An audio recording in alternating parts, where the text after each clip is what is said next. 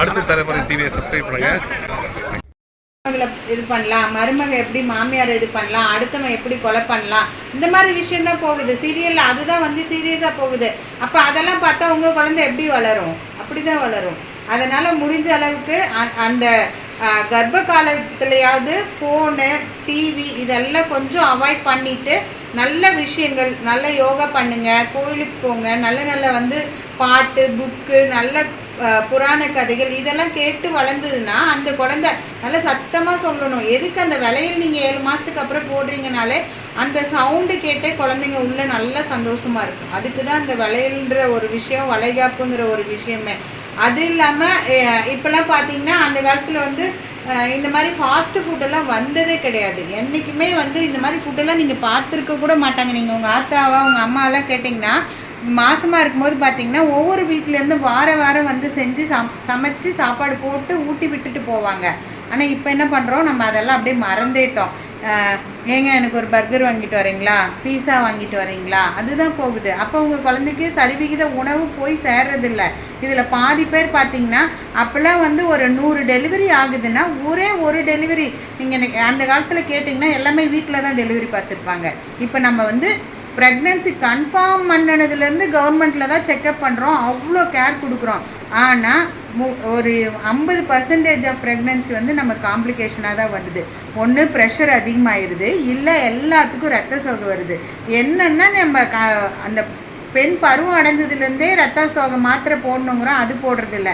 அதே மாதிரி சரிவிகித உணவு சாப்பிட்ணுன்றோம். பட் ஆனால் நம்ம யாருமே அந்த மாதிரி ஃபுட்டை எடுத்துக்கிறதே இல்லை. இப்போ இதிலே நீங்கள் எத்தனை பேர் ஹீமோக்ளோபின் 11க்கு மேலே இருக்குது சொல்லுங்கள் பார்ப்போம். உங்களோட நோட்டை நீங்கள் எடுத்து செக் பண்ணி பார்க்கணும். எவரி மந்த் நம்மளோட ஹீமோக்ளோபின் 11 இருக்குதா அப்படின்னா அப்போ தான் நீங்கள் ஆரோக்கியமான உணவு சாப்பிட்றீங்கன்னு அர்த்தம்.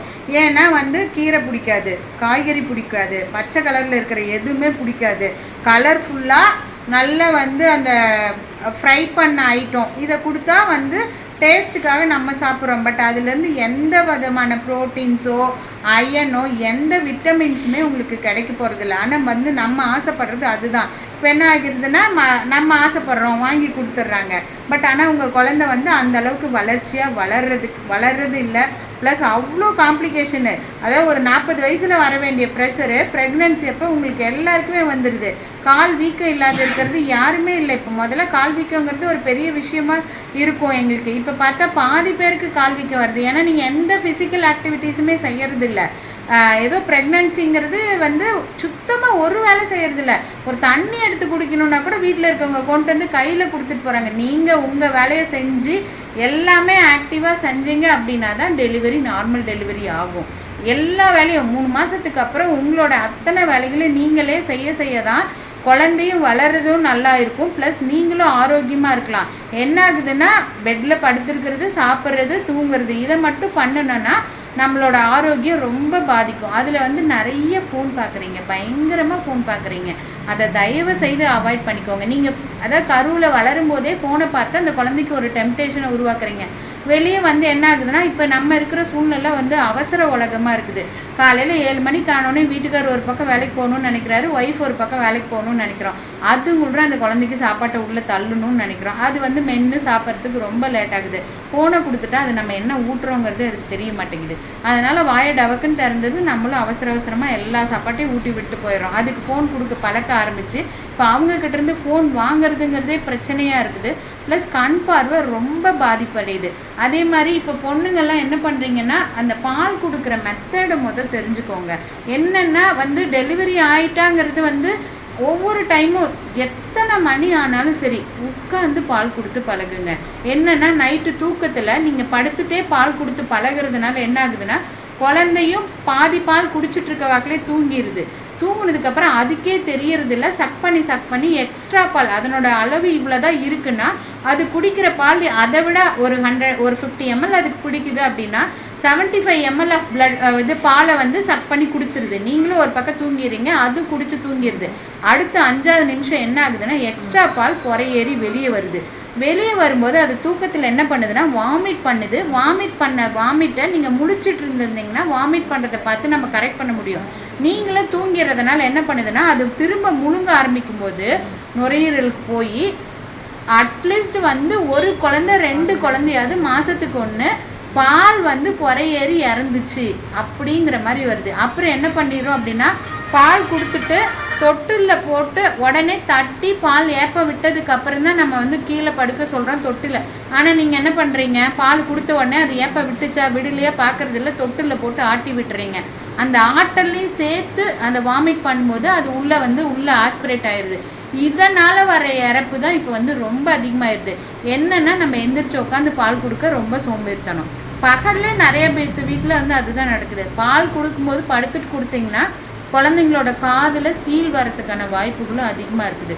அதே மாதிரி நீங்கள் மாசமாக இருக்கும்போது என்ன ஃபுட்டு சாப்பிட்றீங்கிறது பொறுத்தோ அதை விட 2 மடங்கு வந்து நீங்கள் பால் கொடுக்கும்போது சாப்பிட்டீங்க அப்படின்னா தான் பால் சுரக்க ஆரம்பிக்கும். இப்போல்லாம் என்ன ஆகுது அப்படின்னா, ஒரு சிலர் வந்து நம்ம அழகு போயிடும் அப்படிங்கிறதுக்காக பால் கொடுக்கறத நிறுத்திடுறோம். அந்த மாதிரி இருந்ததுன்னா, பட் நம்ம பால் கொடுக்கறதுனால என்னென்ன பெனிஃபிட்ஸ்லாம் நிறைய வருதுன்னா, இப்போல்லாம் 30 வயசுக்கு மேலே கம்பல்சரி கேன்சர் வந்து நிறைய வர ஆரம்பிச்சிருச்சு. என்ன ரீசன்னா, நீங்கள் ப்ராப்பராக தாய்ப்பால் கொடுத்துட்டு வந்தீங்க அப்படின்னா கண்டிப்பாக சர்விக்கல் கேன்சரும் பிரஸ்ட் கேன்சரும் வர்றதுக்கான வாய்ப்புகள் ரொம்ப ரொம்ப கம்மி.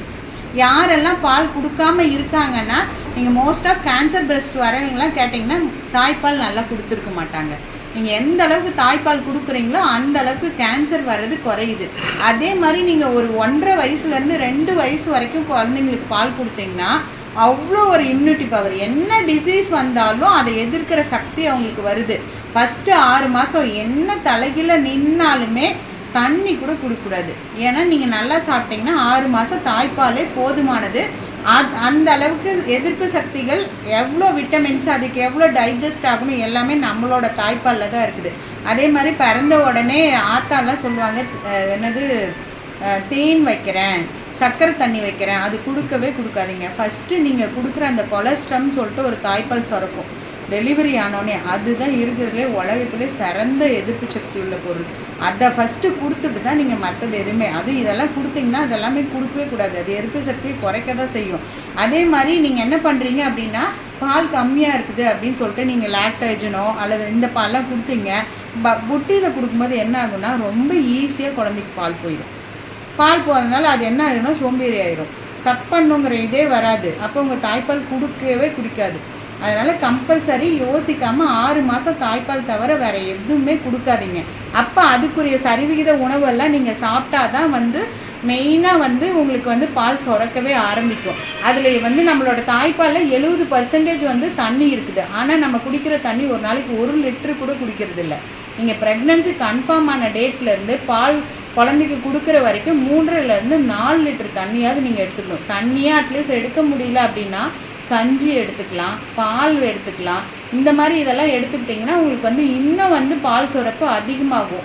இப்போ நீங்கள் வந்து அப்போல்லாம் வந்து 5 வயசு வரைக்குமே கொடுத்தேன்னு சொல்லியிருப்பாங்க. யாருக்காவது தெரியுமா?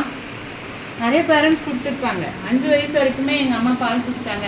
இதுக்கு யாராவது 2வது குழந்தை வச்சு, உங்கள் குழந்தை எப்படி இருக்கு? ஆரோக்கியமாக இருக்கா? அதனால நீங்கள் அந்த இதை ஃபாலோ பண்ண யாருக்குமே இல்லாமலாம் இல்லைங்க. நான் பேசுகிற எல்லாருமே அதை தாண்டி தான் வந்திருக்கோம். அதையும் மீறி இப்போ உங்களோட எண்ணங்கள் வந்து முழுக்க உங்களோட குழந்தைகளை பற்றி மட்டும்தான் இருக்கணும். அப்படி இருக்கும்போது உங்களோட நினைவுகள் வந்து அடுத்த பக்கம் போகாது. நீங்கள் வந்து இப்போ மேடம் சொன்ன மாதிரி ஃபோன் பார்த்துட்ருக்குறோம், டிவி பார்த்துட்ருக்குறோம், ஃபாஸ்ட் ஃபுட்டெல்லாம் நம்ம அதிகமாக எடுக்க ஆரம்பிச்சிட்டோம். அந்த காலத்தில் வந்து நம்ம வந்து கூட்டு குடும்பத்தில் இருக்கும்போது சொல்லுவாங்க, இதை சாப்பிடு, அதை சாப்பிடு, கருவாடு சாப்பிடுன்னு. நம்ம கன்சீவாக இருக்கும்போதே நம்ம உடம்புக்கு தேவையான சரிவிகித உணவுகள் வந்து நம்ம எடுத்துகிட்ருக்கோம். இப்போ வந்து நம்ம வந்து தனியாக இருக்கும்போதும் சொன்ன மாதிரி இந்த ஃபோன் பார்த்து பக்கத்தில் இருக்கிறவங்கள பார்த்து ரொம்ப சோம்பேறித்தனம். அன்னைக்கெல்லாம் வந்து நம்ம மாசமாக இருக்கிறோம் அப்படின்னு ஒருத்தவங்க சொன்னாங்க அப்படின்னா அவ்வளோதான், அப்புறம்லாம் ஒன்றும் கிடையாது. டெலிவரி வரைக்கும் நல்லா இருக்கிறேன்னு கேட்டு போயிடுவாங்க. ஆனால் இன்றைக்கி நம்ம கன்சீவாக இருக்கிறேன்னு ஒரு தடவை கேட்டுட்டோம் அப்படின்னாலே என்ன பண்ணுறேன்னா ஒரு பெட்ரிடன் பேஷண்ட் மாதிரி ஆயிடுறோம். உண்மையாக இல்லையா சொல்லுங்கள்? எனக்கு தலை சுற்றுது, வாமிட் வருது, எனக்கு இது ஆசையாக இருக்குது, அது ஆசையாக இருக்குது அப்படி சொல்லிட்டு நம்ம வந்து நம்மளோட ஆக்டிவிட்டீஸை முழுக்க குறைச்சிடறோம். உண்மையாக இல்லையா சொல்லுங்கள்? நம்ம ஆக்டிவாக இருக்கிறோமா? பழைய ஆக்டிவாக இருக்கிறோமா? நம்ம வந்து இருக்கும், எல்லாத்துக்குமே தலை சுற்றல் இருக்கும், வாமிட் இருக்கும். அந்த காலத்தில் இந்த பக்கம் வாமிட் பண்ணிவிட்டு இந்த பக்கம் வேலை செய்வாங்க, அந்த பக்கம் போய் சாப்பிடுவாங்க. நம்ம என்ன பண்ணுறோம்? ஜூஸாக எடுத்துக்கிறோம், ஃப்ரூட்ஸ் எடுத்துக்கிறது கிடையாது. கேட்டால் எனக்கு நம்மளே நிறைய காரணங்கள் நம்மளை சொல்லி நம்மளை வந்து டவுன் பண்ணி வச்சுருக்குறோம். எப்போ நம்ம கன்சீவாக இருக்கும்போதே கன்சீவ் ஆனதுக்கு அப்புறம் நம்ம வந்து இந்த எண்ணத்துலேருந்து முதல்ல வெளியில் வரணும். இப்போ எல்லாருமே நீங்கள் வந்து ஆல்மோஸ்ட் டெலிவரியில் இருப்பீங்க, ஒரு 5 to 6 months இருப்பீங்க. நீங்கள் எல்லாருமே இது வரைக்கும் அப்படி இருந்தாலும் இனிமேல் கொஞ்சம் ஆக்டிவாக இருங்க. அப்புறம் வந்து நான் வந்து ஒரு ஃபிசியோதெரபிஸ்ட்டுங்க. நான் என்னோட இதிலிருந்து நான் உங்களுக்கு சொல்கிறது வந்து ஃபஸ்ட்டு கன்சீவாக இருக்கும்போது நீங்கள் எப்படி இருக்கணும்னு சொல்கிறேன். அதுக்கப்புறம் நான் தாய்ப்பால் பற்றி சொல்கிறேன். நீங்கள் உட்காரும்போது எப்பவுமே நிமிர்ந்து தான் உட்காரணும்.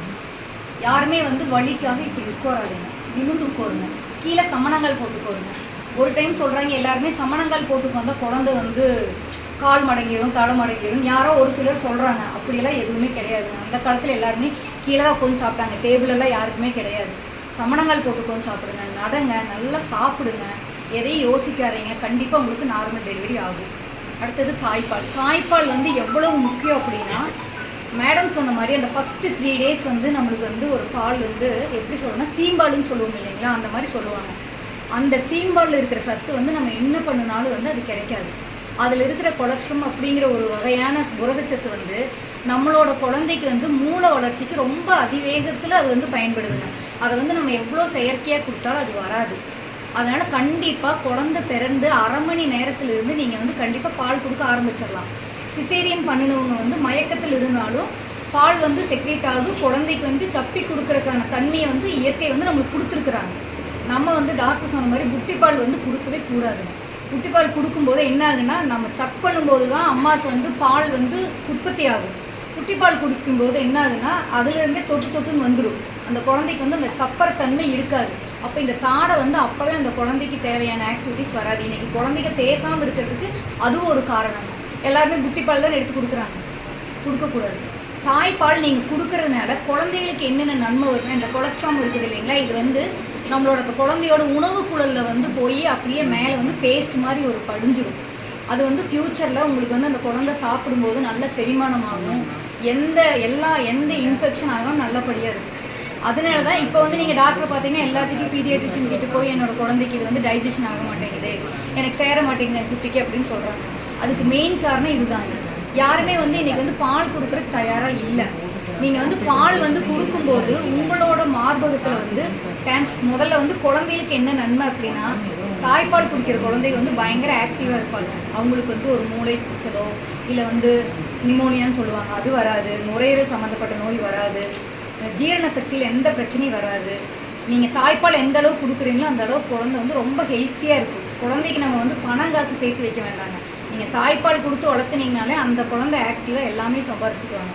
ஃபஸ்ட்டு அதை மைண்டில் கொண்டு வந்து குழந்தைக்கு எல்லாமே கொடுங்க. குழந்தைக்கு வந்து எப்போவுமே வந்து என்னென்னா, இயற்கையாகவே வந்து கடவுள் குழந்தைக்கு என்ன பண்ணணுங்கிறத எல்லாமே நம்மளுக்கு உடம்பே அமைச்சு கொடுத்துருக்குது. நீங்கள் செக் பண்ணி குழந்தை குடிக்கும்போது ஆட்டோமேட்டிக்காக வந்து நம்மளுக்கு பால் சுரக்க ஆரம்பிச்சிடும். இப்போ ஒரு பிரெஸ்ட்டில் நீங்கள் கொடுக்குறீங்க அப்படின்னா எப்போவுமே குழந்தைக்கு வந்து ஃபஸ்ட்டு வந்து ஃப்ளூயிடாட்ட வருங்கம்மா பால். அதுக்கு அடுத்தது தான் வந்து லைட்டாக கொழுப்புத்தன்மையோடு இருக்கும். அதனால் நீங்கள் ஒரு பிரெஸ்ட்டில் பால் கொடுத்துட்டிங்கன்னா திருப்பி வந்து அடுத்த பிரெஸ்ட்டில் கொடுக்கணும்.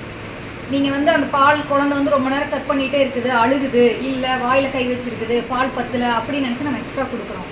நம்ம உடம்புல வந்து கண்டிப்பாக குழந்தைக்கு தேவையான பால் வந்து உற்பத்தி ஆகுங்க. அப்படித்தான் கடவுள் வந்து நம்மளை படைச்சிருக்கிறாரு. அதுக்காகத்தான் நம்ம எக்ஸ்ட்ராவாக நம்ம வந்து சாப்பிட்றோம். ஆனால் நம்ம என்ன பண்ணுறோம் அப்படின்னா, குழந்தை வந்து எங்கிட்ட பால் பற்ற மாட்டேங்குது, நம்ம டைரெக்டாக வந்து உடனே வேறு இதுக்கு போயிடுறோம். அப்படி வந்து தயவுசெய்து யாரும் போகாதீங்க. நல்லபடியாக சாப்பிடுங்க. சாப்பிடும்போது வந்து நல்லா வந்து மில்க் செக்ரீட் ஆகும். அப்புறம் நம்ம வந்து அம்மாவுக்கு வந்து என்ன தாய்ப்பால் கொடுக்கறதுனால என்ன ப்ளஸ் அப்படின்னா, நம்மளுக்கு வந்து மார்பக புற்றுநோய் வராதுங்க. குழந்தை வந்து பால் சப்பி குடிக்கும்போது உங்களுக்கு நிறையா வந்து எதிர்ப்பு சக்திகள் வந்து உங்களுக்கும் உருவாகும். ரெண்டாவது கர்ப்பப்பை கேன்சர் வராது. இன்றைக்கி இது 2 தான் அதிகமாக இருக்குது. மேடம் சொன்ன மாதிரி இன்றைக்கி வர்றவங்ககிட்ட நீங்கள் கேட்டிங்கன்னா அவங்க தாய்ப்பால் எவ்வளோ நாள் கொடுத்துருப்பாங்கன்னு கேட்டிங்கன்னா ரொம்ப கம்மியாக தான் கொடுத்துருப்பாங்க. அதனால் நீங்கள் வந்து கண்டிப்பாக நம்மளுக்கு அம்மாவுக்கு குழந்தைக்கு வந்து ஒரு பிணைப்பு உண்டாகிறது இந்த தாய்ப்பால் கொடுக்கறதுனால மட்டும்தான். அவங்க சொன்ன மாதிரி நம்ம வந்து நீங்கள் வச்சு தாய்ப்பால் கொடுத்து அந்த குழந்தை படுக்க வைக்கும்போது அந்த குழந்தைக்கு இருக்கிற ஒரு செக்யூர் இது வந்து நீங்கள் வந்து புட்டிப்பால் கொடுத்து படுக்க வைக்கும்போது வராது. நீங்கள் வந்து எந்த அளவுக்கு தாய்ப்பால் கொடுக்குறீங்களோ அந்த அளவுக்கு நமக்கும் நம்ம குழந்தைக்கு ஒரு பாண்டிங் வந்து நல்லா இருக்கும்.